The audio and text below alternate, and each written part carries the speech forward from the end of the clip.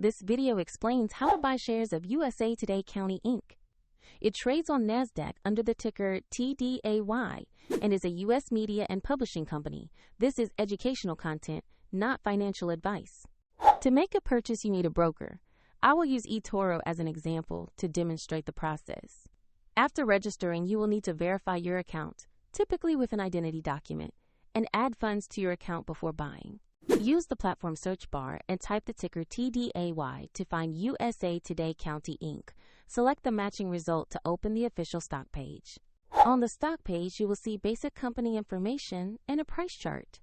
Confirm the issuer name and NASDAQ ticker match USA Today County Inc. before proceeding. To invest, click Invest, enter the amount you want to buy, then carefully review and confirm the order on the platform. If the market is closed, your order may be scheduled for the next session.